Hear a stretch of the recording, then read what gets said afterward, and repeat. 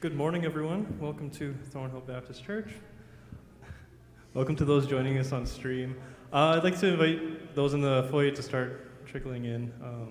There's not a lot of us here, but I want to invite all of us to just stand and begin our worship to God.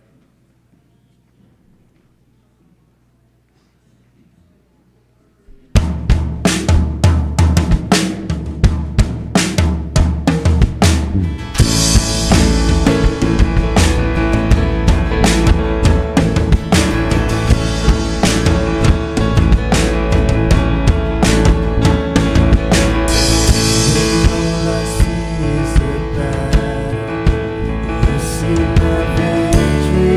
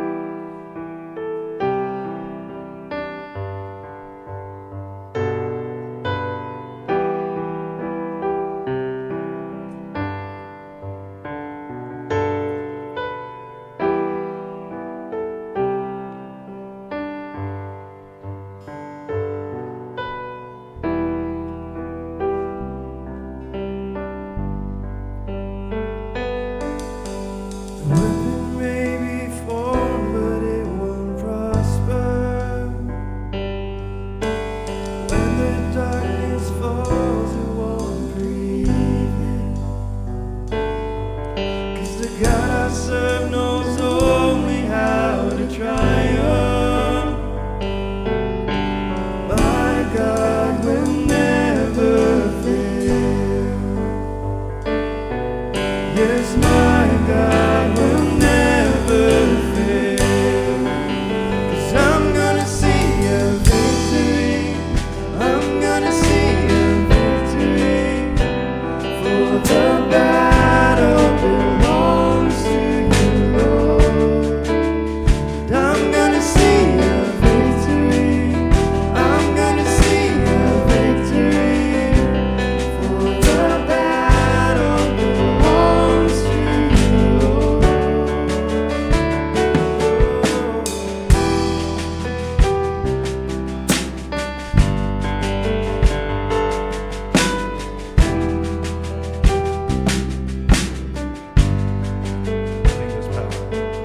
There's power in the mighty name of Jesus. And every war he wages, he will win. No, I'm not backing down from any giant. 'Cause I know how this story ends. And I know, 'cause I know how this story ends.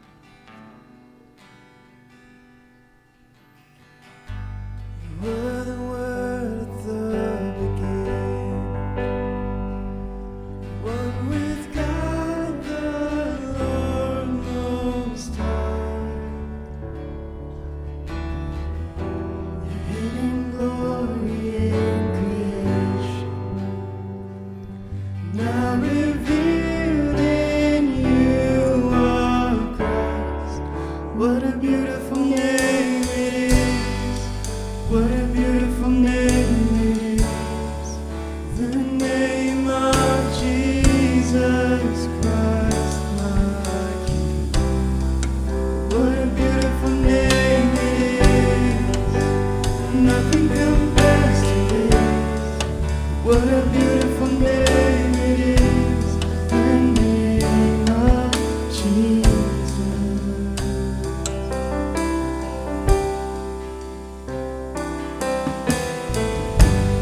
Didn't want heaven without us.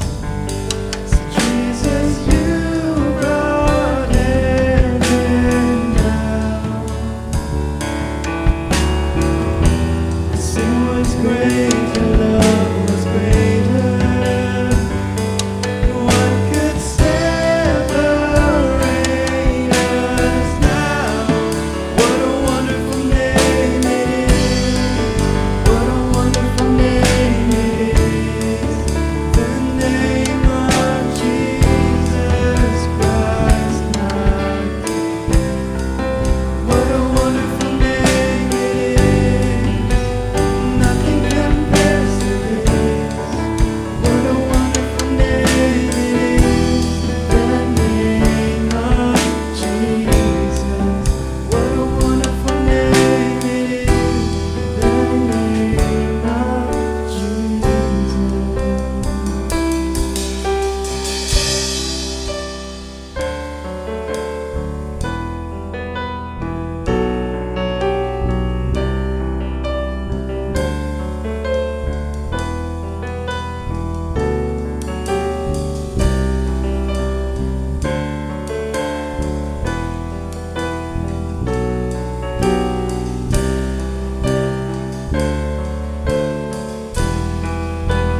Death could not hold the veil before you.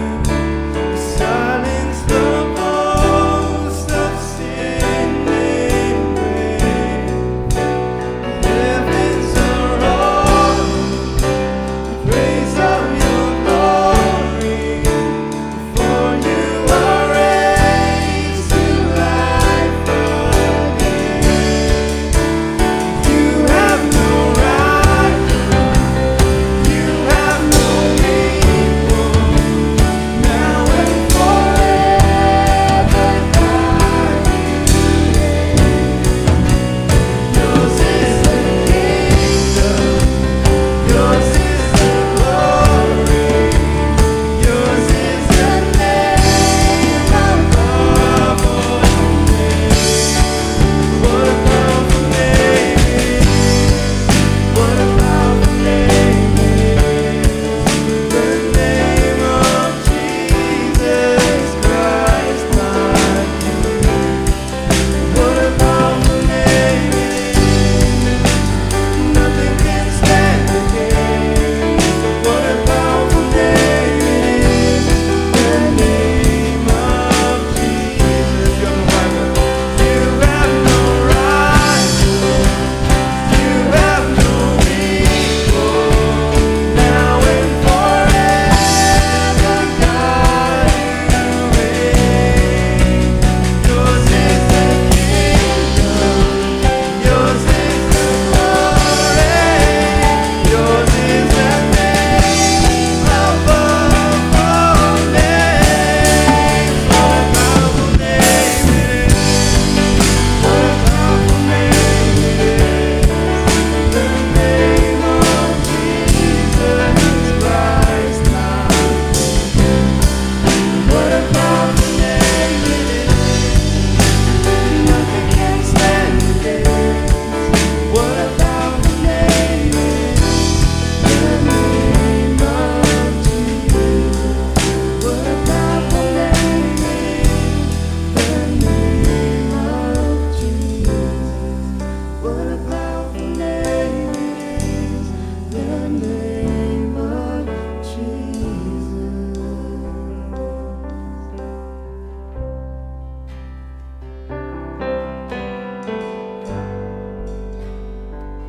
Revelations 4:11 says, "You are worthy, our Lord and God, to receive glory and honor and power, for you created all things, and by your will they were created and have their being."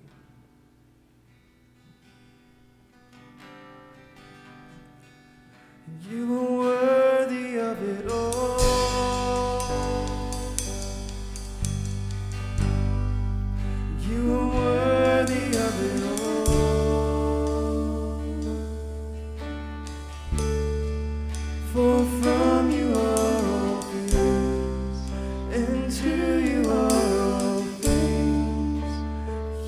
deserve the glory. Let's sing that again. You are worthy of it all.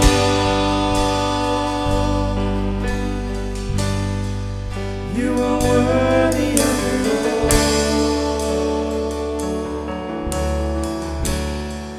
For from you are all things, and to you are all things.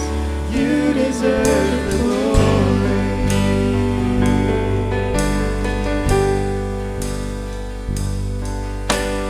All the saints and angels,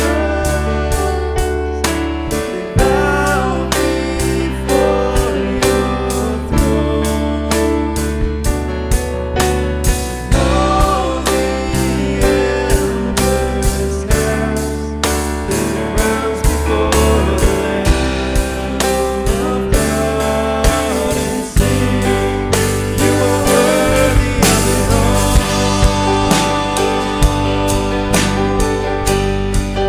You are worthy of it all.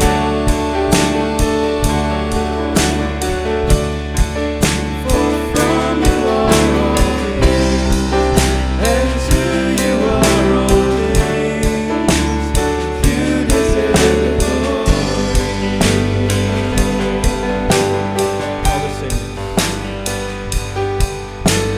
All the saints and angels bow before your throne. All the elders cast their crowns before the Lamb of God and sing, you are worthy of it all. You are worthy of it all.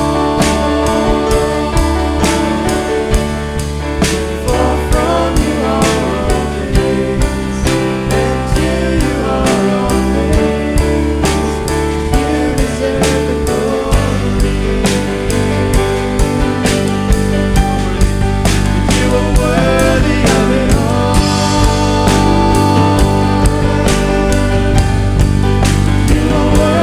You are worthy of it all. For from you are all things, and to you are all things. You deserve the glory. Let's sing just our voices. You are worthy of it all.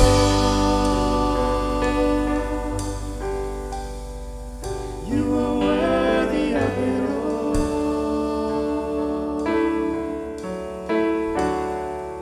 For from you are all things, and to you are all things. You deserve the glory.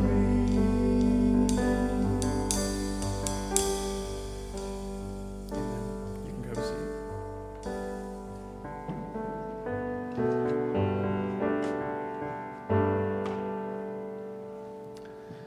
Well, good morning, everyone. I want to welcome you here to Thornhill Baptist Church, and it's so good to be able to worship together. And thank you for the worship team for leading us well so far.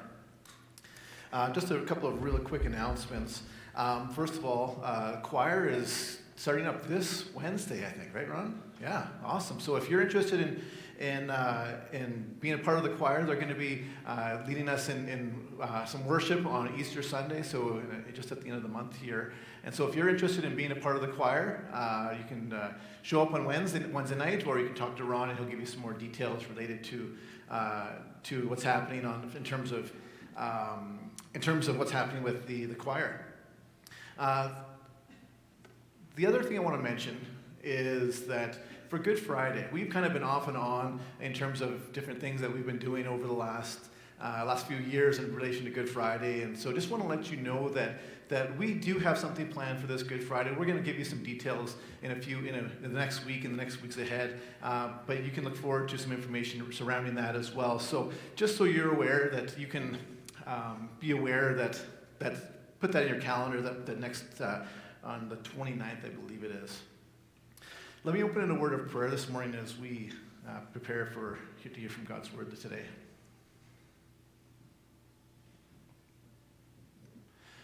Lord, we come this morning with a anticipation, a desire to hear from you.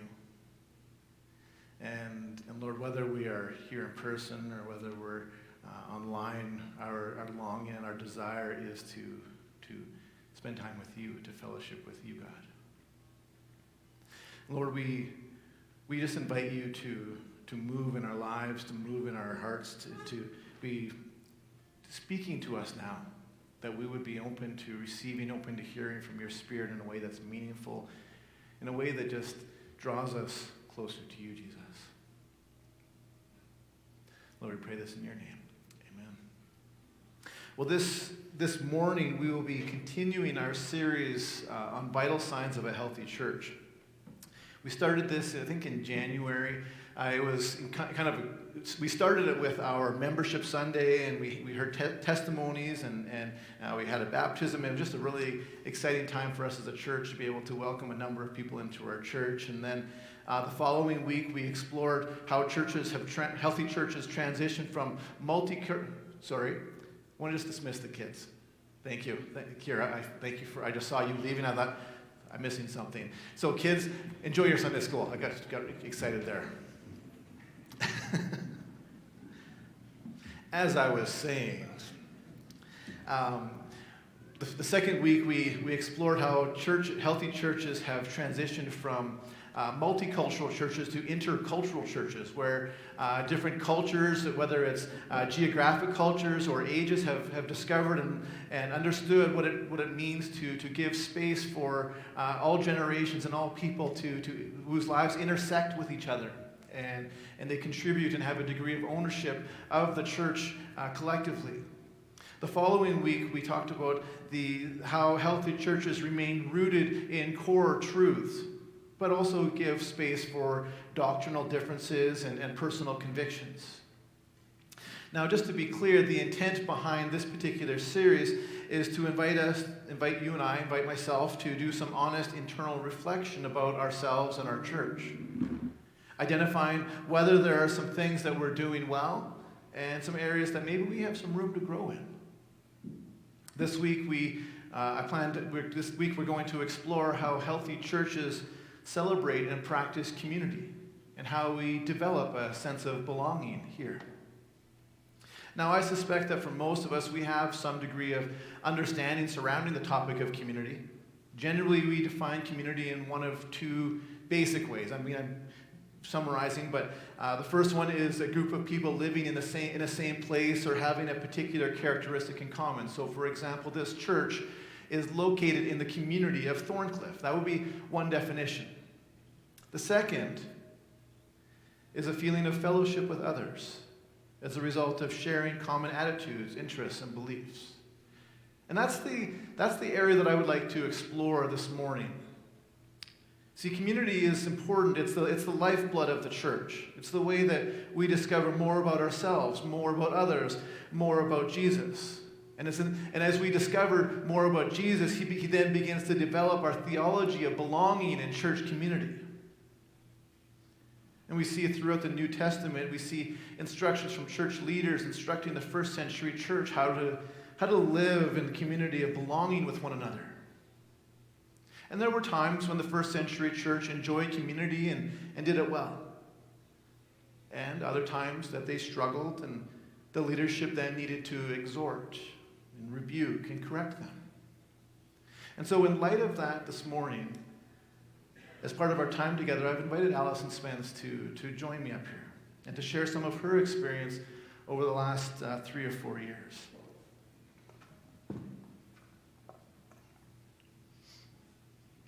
You can grab a seat there if you would.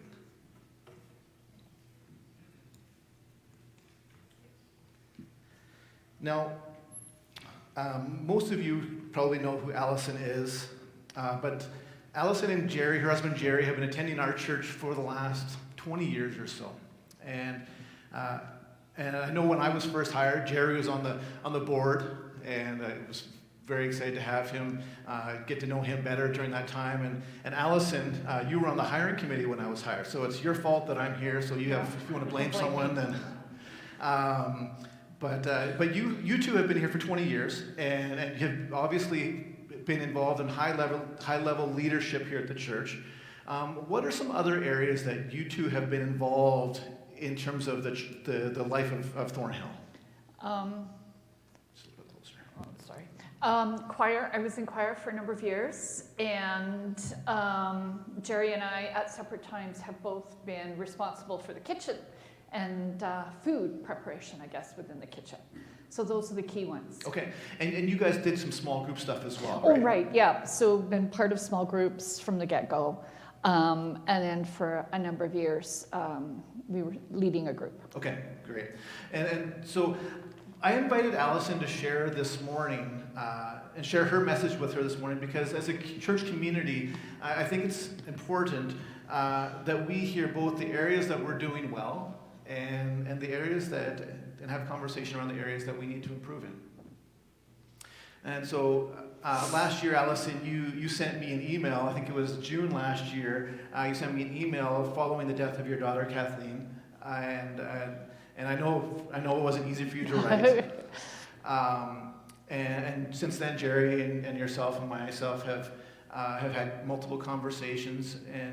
But I think it's important for us as a church, and I think it's important for you as well, to share your observations and experiences as a member of our church community following your death. And so maybe you could share some of those observations, some of those experiences that you had over the last 3 or 4 years.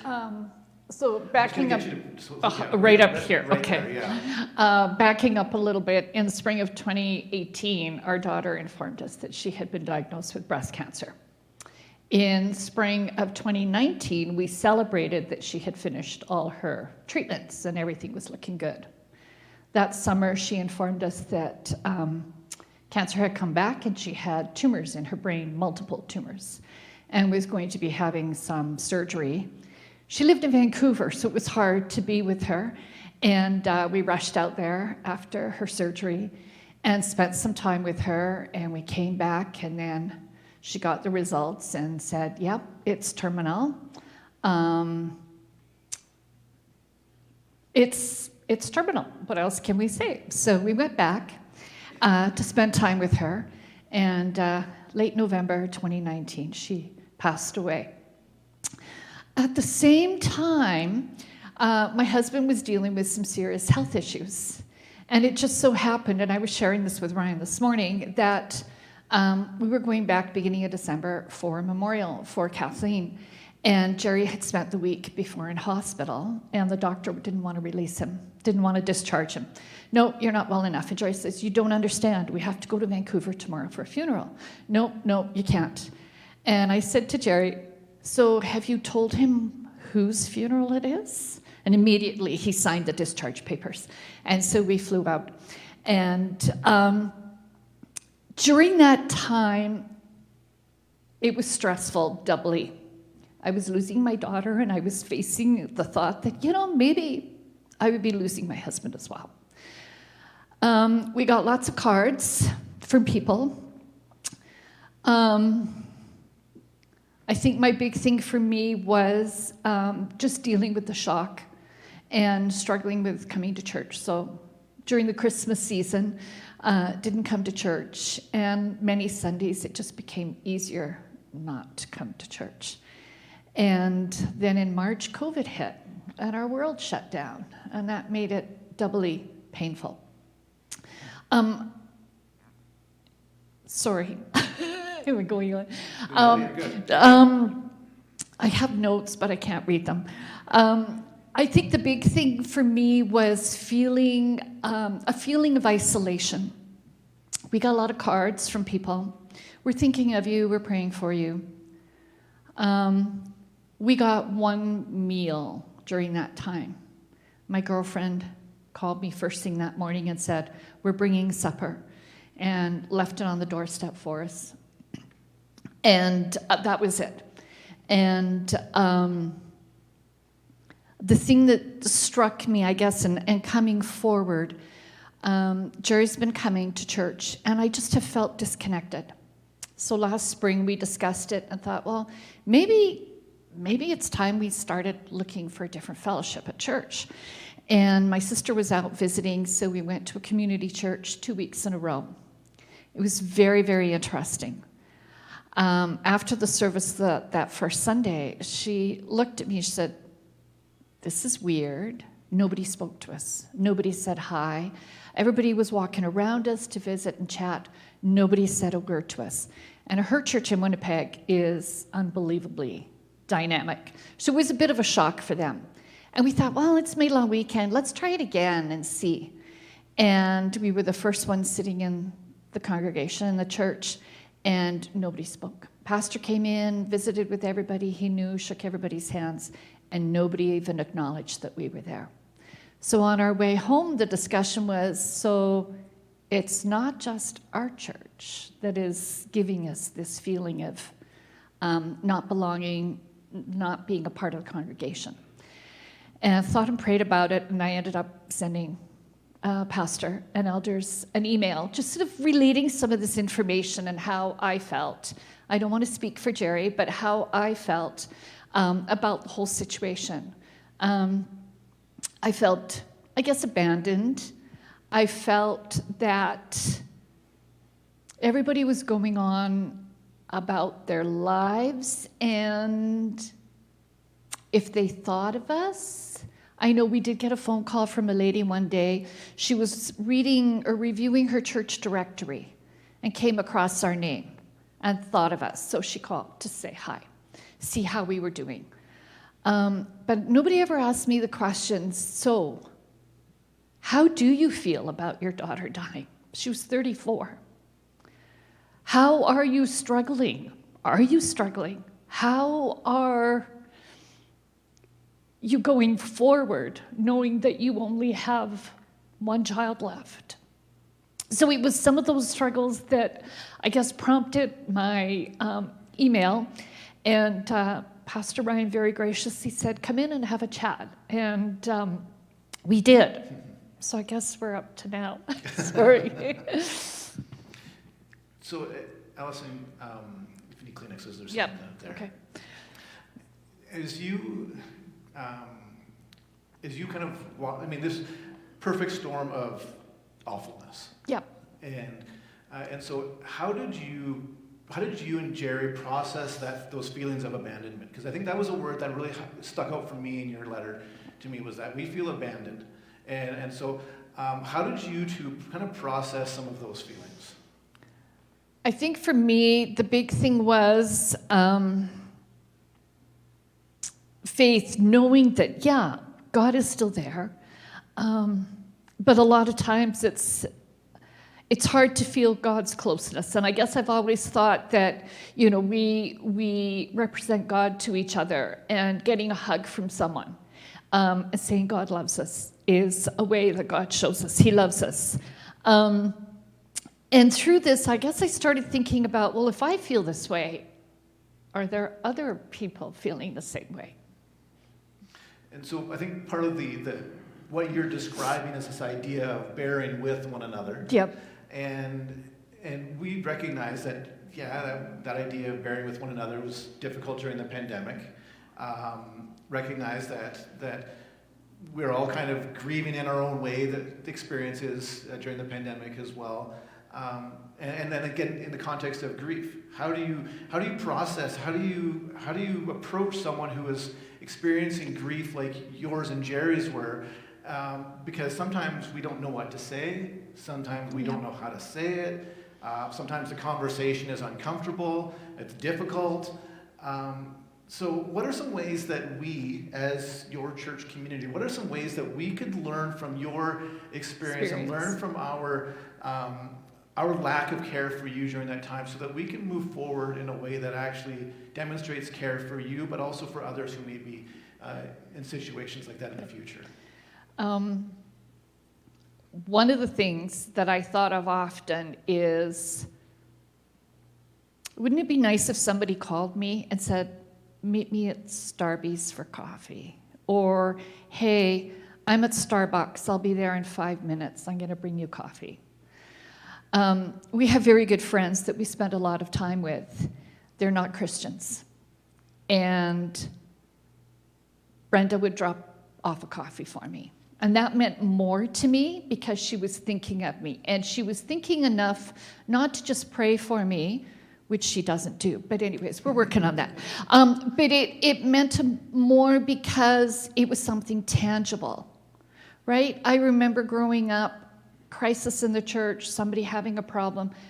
There were food trains, or meals were prepared, somebody having a struggle, and I remember being part of that and helping out in that way physically. And I think for me, if somebody had called me or said, hey, you guys, come on over for supper. We've got supper on the stove. Pop by. Looking back on it, chances are I probably would have said, thank you, no. But then in my mind, the next step, if I was on the other side, it would have been, okay, then give me half an hour and I'll bring it to you. So I guess in the way is, for me, it's that tangible, yes, I understand you were praying for me, but that tangible, you were physically caring for me. That's... So kind of going beyond. Yeah, going next beyond. Step, Yeah. Next steps. Yeah. And then, so you're saying you actually give three progressions of steps that you could take even when the no is given. Say, okay, well, I'm going to be insistent and meet you where you're at. I think a lot of that is we're afraid of bothering somebody. We're afraid of offending somebody, of overstepping. And I'm kind of thinking now, I wish people had overstepped. Because to me, it would have shown that despite my no's, they still cared. And they were still there for us. Is there a way that, we're improving at this point now, but, yeah, notes out the window. Is there a way that that would be helpful for us to have the conversation to know if we are overstepping boundaries? Because there are some people that when they're grieving, they just want isolation. And so, or they want to be kind of left alone to kind of process things. So any thoughts in terms of how would we approach someone who just says, just give me some time? I think it goes both ways. Being willing to step out there and say, what can I do, or I want to do something for you. Being willing to face somebody saying no, I guess the rejection. And I think we're really worried about being rejected, offending someone, being rejected. So I think us having the strength to be willing to be rejected. And I think having this, I guess, the skills or the knowledge to know how to approach those people. I look back on my situation. At no time has anybody ever said, so how are you dealing with the death of your daughter? How does it make you feel? Nobody's ever asked us that. Oh, how you doing? Good to see you. Well, what am I going to say when someone says, how you doing? Fine. That's the answer that's expected, because nobody actually says, no, that's not a good enough answer. How are you feeling? We asked the grocery clerk, right? Yeah, right. And I guess twofold on both, on our part, my part, being able to speak honestly to people, but at the same time, when I reach out to somebody, to be able to ask the right questions or reach out to them in the appropriate way. And if they say, you know what, not now, that's fine. Give them a little bit and touch base with them later. Not just say, okay, fine, they're not interested, and walk away and never ever try again. And I think that maybe that persistence. You folks have gotten a glimpse into the email that Allison has sent me. I wanted to read her last paragraph in it because I think it captures her heart and for why she wrote it, why she's sharing this with us today. She says, however the church leadership decides to respond to this email, I pray that it's received in love and pray that the body of Christ at Thornhill Baptist Church will be encouraged to reach out to others in the church. that they will be challenged to look around and see who's there and who's missing, and then reach out in love to encourage one another.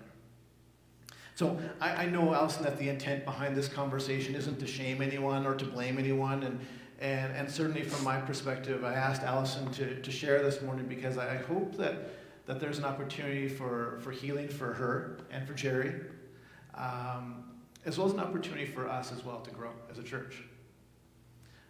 Jerry and Allison, thank you for sharing. I know Jerry. Allison said, I'm not speaking on behalf of Jerry, but I know there are some things that were shared that reflect Jerry's heart as well. But thank you for sharing your story. I know it wasn't easy, and I know collectively that our hearts as a community are broken for the loss of your daughter. And we hope that moving forward that we can continue to grow together and you know the number of times that I've asked for forgiveness on behalf of our church, and so I'll do that again, that they ask that you would continue to forgive us, and I know this is a space for us to be able to communicate when we have not done a good job of doing that, not caring for you and Jerry, and also not fulfilling the calling that we as a church are called to be, as a church of a community of belonging and care and love. And so we're grateful that both of you remain committed to this community as well, and that we all want to grow together and grow in community as well. So thank you for sharing, Allison.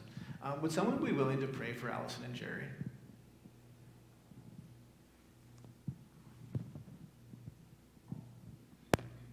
Inga, go ahead. Thank you.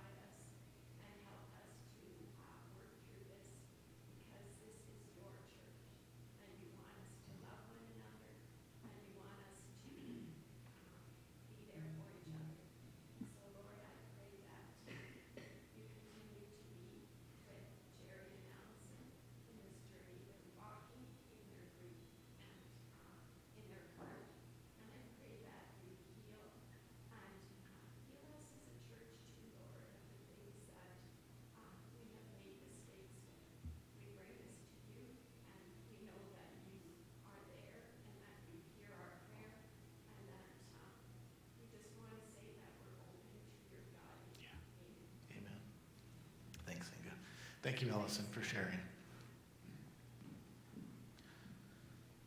Well, Allison and Jerry's story is important for us to hear and to reflect upon, and I suspect that, for many of us, that the next words that I share are really going to be secondary to what was already shared, and I'm okay with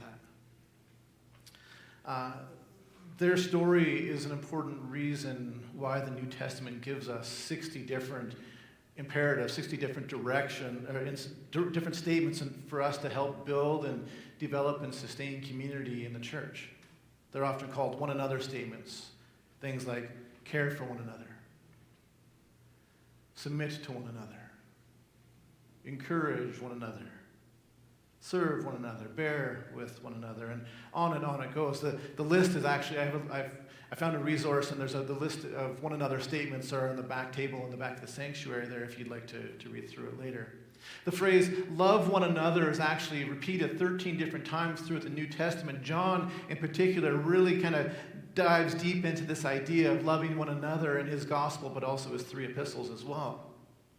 Clearly, there's something noteworthy about the idea of loving one another and creating a community of belonging.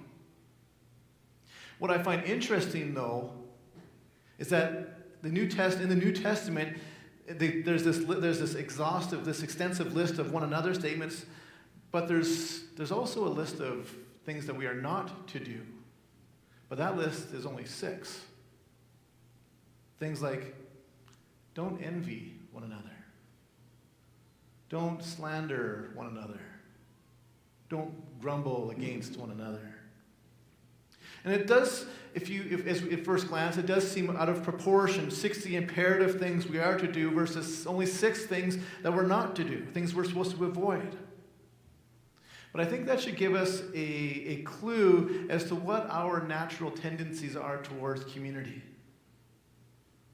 Most of us are more prone to struggle with building, developing, and sustaining community than we are at ignoring, neglecting, and tearing down community. It's just, often community is just not something that comes naturally for most of us. You know, whether it's because we're busy, whether we're distracted, whether we're indifferent. A few weeks ago, I was with a group of about 50 people, and we were having a day-long meeting, and during the break, there was a 15-minute break that we got to enjoy, and it was interesting. It made me laugh and cringe simultaneously, because there was these rows of tables, and there was me and a number of people, and we had our iPhones or iPads, and we were just sitting there scrolling through the Facebook and scrolling through the Instagrams, and I was disrupted. I was disrupted because of all the noise that was happening around me from all the other people that had moved tables and chairs around, and they were now laughing and talking, and there was this boisterous noise that was happening around me. They were sharing food with each other. They were invading each other's personal spaces. They were hugging and giving each other shoulder rubs and high fives, and it's just like, what is going on? Just leave me alone so I can just get lost in the internet. And it seemed like such a stark contrast. Isolation versus community. Solitude versus belonging. Now, is it as simple as temperament? Like just, I'm an introvert, that's the main issue, introverts versus extroverts? Is it just a cultural thing? Is it just people are just willing to slow down from the busyness of life, and they're able to just recognize that relationships are more important? They're able to turn off their technology? Could be. Like I said, there's all kinds of ways to ignore and neglect and disengage from meaningful community. But what if there were equally creative ways for us to do the opposite? Creative ways for us to practice love for one another and demonstrate belonging. I'm going to read a passage from Mark chapter 2, verse 1 through 5 that I think captures this idea, this creative expression of community being demonstrated. This is, again, Mark chapter 2, 1 through 5. Jesus again entered Capernaum. The people heard that he had come home. They gathered in such large numbers that there was no room left, not even outside the door, and he preached the word to them. Some men came, bringing to him a paralyzed man, carried by 4 of them. Since they could not get him to Jesus because of the crowd, they made an opening in the roof above Jesus by digging through it, and then lowered the mat the man was lying on. When Jesus saw their faith, he said to the paralyzed man, "Son, your sins are forgiven." Now, this is an interesting story because there's two narratives kind of taking place simultaneously.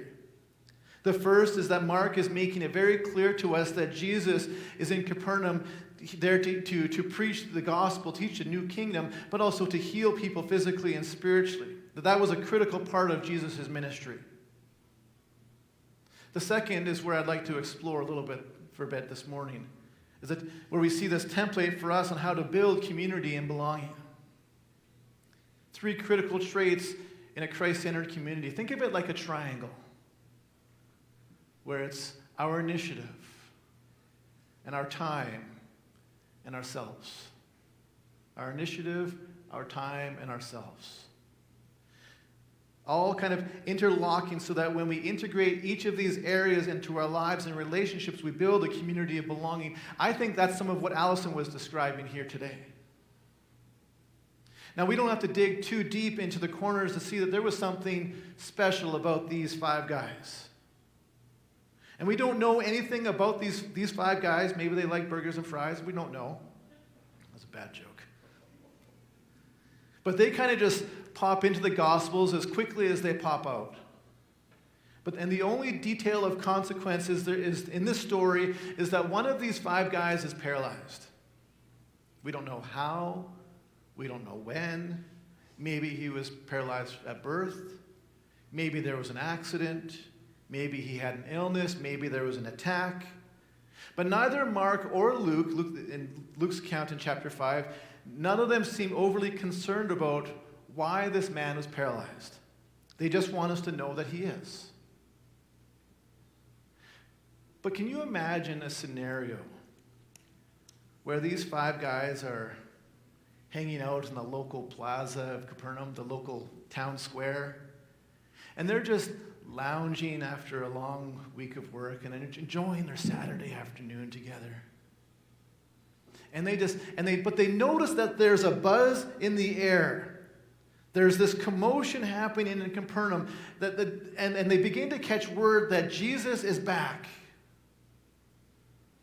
And maybe the 5 guys share some excitement that Jesus was back in town, but they're pretty content and comfortable with what they were doing that day. They're just hang out here and enjoy time together. After all, this is pretty early in Jesus' visit. He's still pretty early in his ministry, so no one knows he's about to become as popular as the Beatles. And they had spent a busy working in the vineyards, and they just wanted to relax and enjoy the afternoon hanging out together.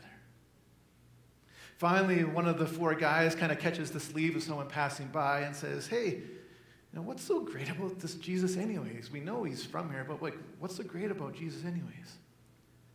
And the person says, "They say he could be the Messiah." And the words pique their interest, and they say, "The Messiah? Well, what's he doing back in Capernaum then?" And the person says, "He's healing people right now." Now, I wonder if, as they were gathered, if those guys had any skepticism.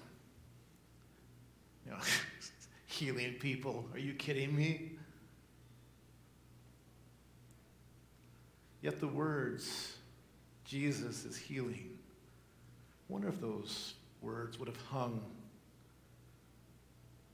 till one of them looked over at their paralytic friend and said, "Hey, I wonder if he could heal you." And from there, these 5 guys start to conspire. I wonder as they began to say, "Okay, what we're going to do is we'll go over to my house. We need to get a mat. I know my neighbor has one. He won't care. Let's go grab it, and then we'll come back. We'll pick you up, and we're going to go over to visit Jesus." And so they race over to their neighbor's house. They grab the mat, and now these 4 guys are got each a corner, and they roll their paralytic friend onto it, and they start trucking him down the road. And as they're walking down the road, they pass a lady, and they say, "I recognize that lady. Wasn't that the blind lady that was around the corner yesterday?" And they keep going, and they pass another guy. "I know that guy. That's the leper we always have to avoid. He's the one who's always saying, 'Unclean, unclean.' He's not doing it anymore."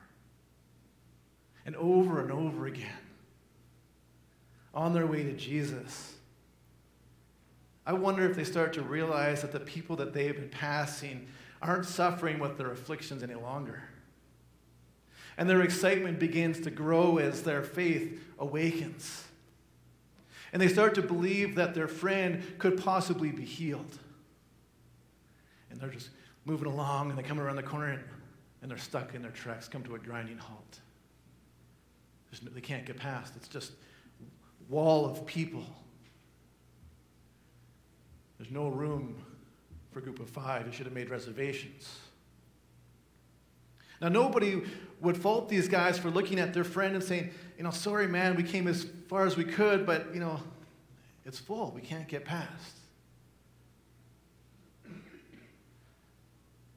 But community is built on those who take the initiative, those who give their time, those who are selfless.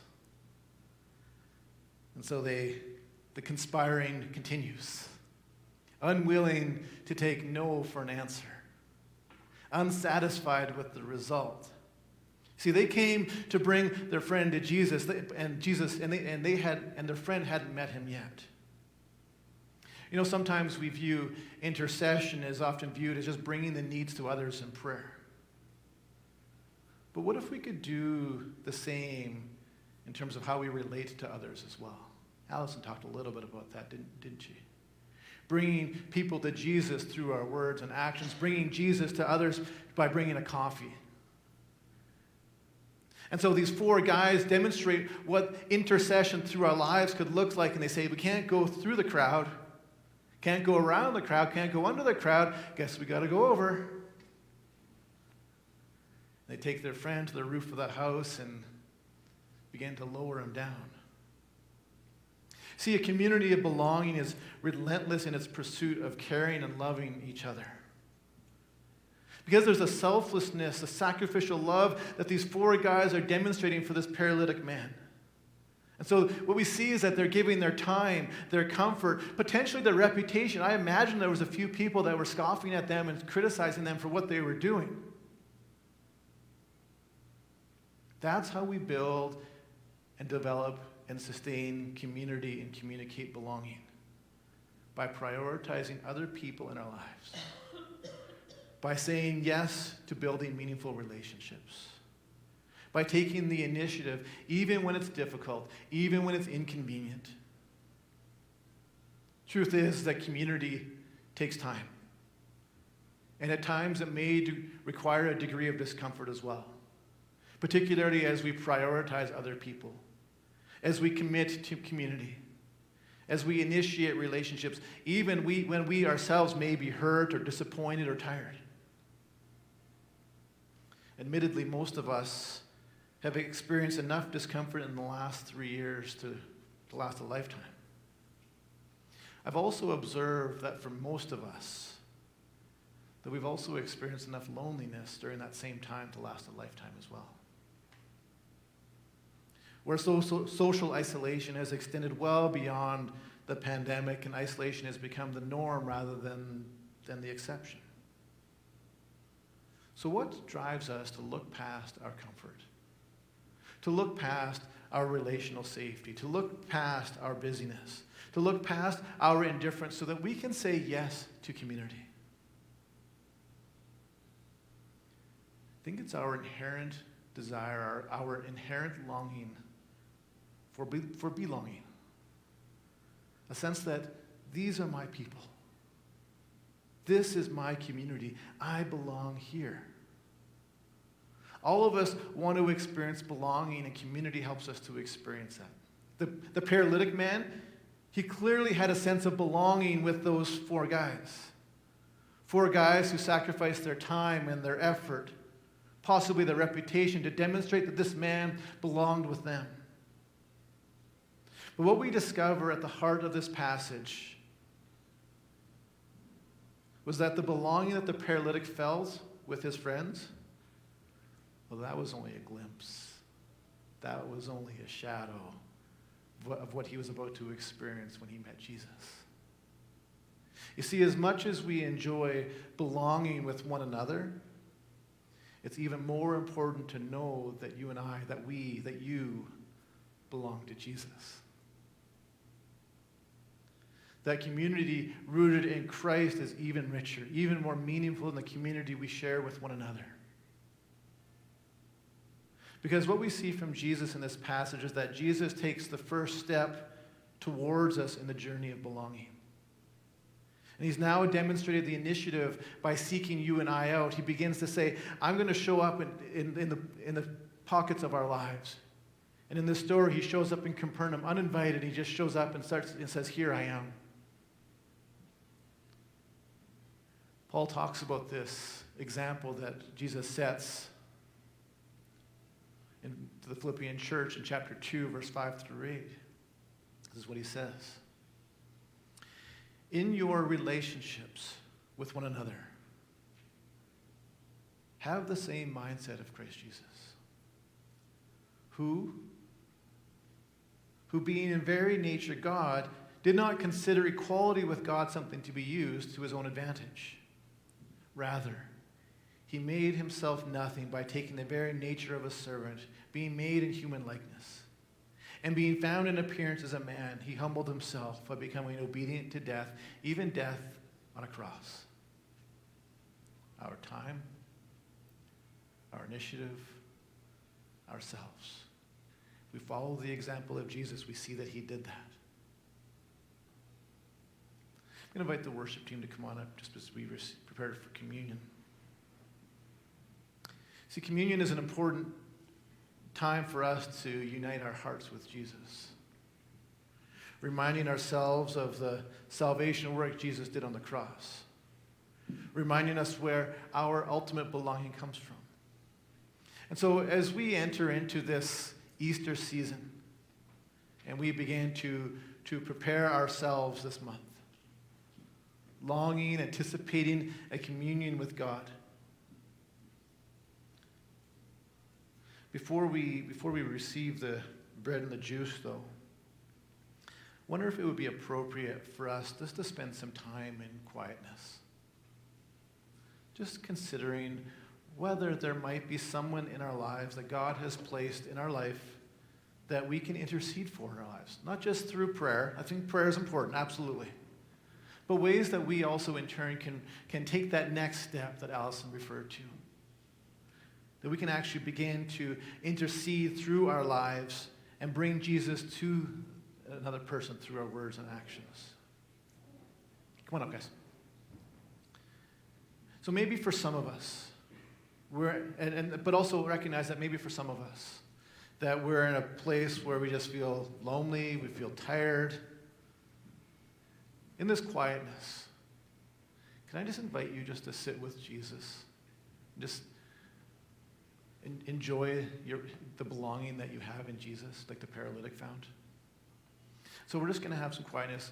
I'll get Jairus to play something quietly in the background, and we'll just have some time just of reflection here.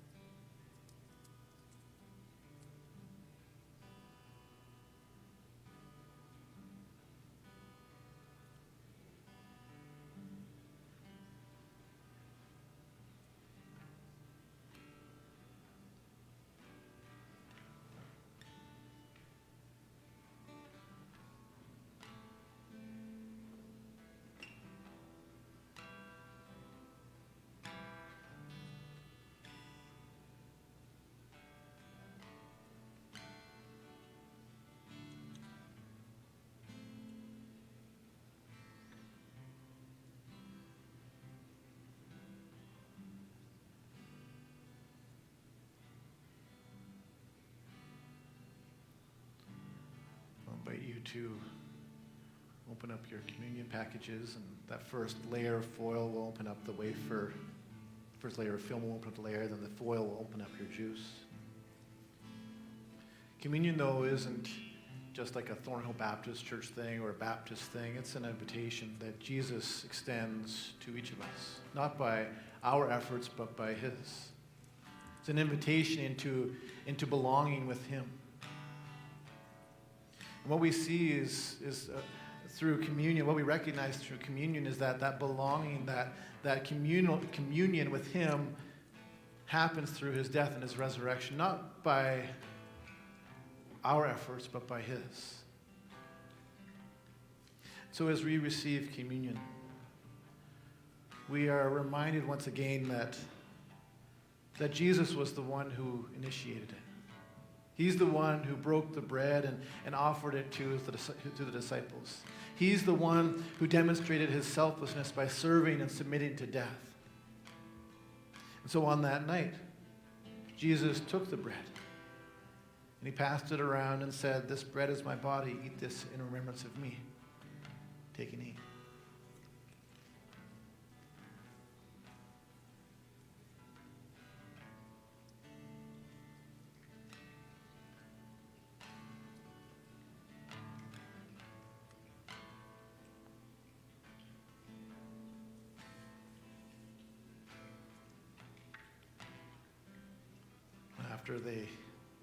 After they ate together,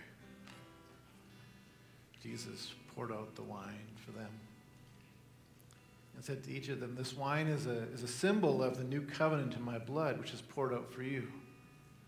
Take and drink."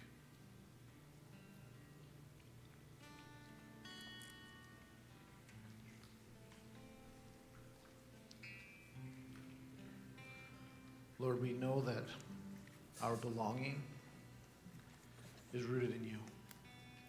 We know that our hope is rooted in you.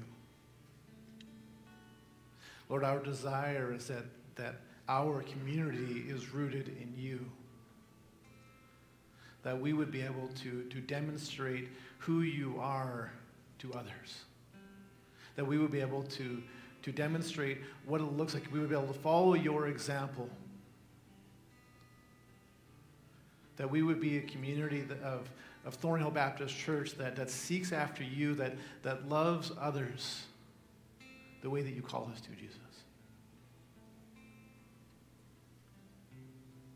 And so this morning, our hope, our desire is to first commune with you. And so we turn our eyes towards you and ask, Lord, that you would draw us close.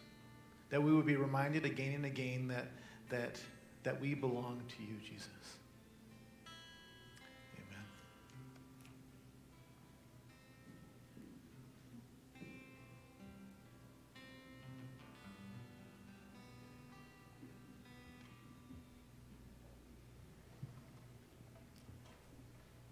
Amen. Why don't we all stand for our closing song?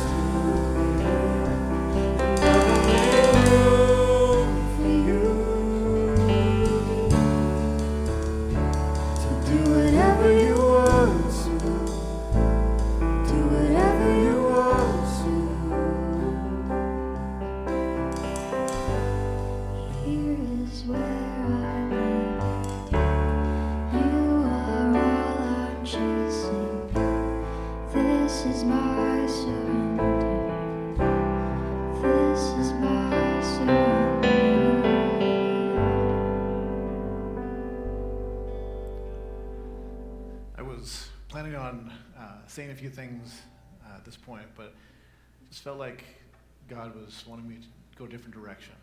I want to invite us in the next few minutes just to spend some time praying together. And so I want to encourage you, invite you to get into groups of 3 to 5 people. I'm not going to police that. You can make your own groups. But spend some time just praying together, caring for each other, building each other up like the church is called to do. If you would like just individual prayer afterwards, we'll have a couple of folks who would love to be in the front, who will be in the front, who would love to pray with you. But I'm not going to dismiss anything. It's just whenever you're finished praying, you can just head on out and enjoy time together outside of the walls as well. So I'm just going to ask Jairus if maybe you guys could play something just quietly so we can have some prayer. Those of you that are online, I would encourage you to do the same thing, to just spend some time in prayer, and we'll just sign off in a couple of minutes, and you can continue on if you would like to online as well. But let's just enter in some time of prayer now.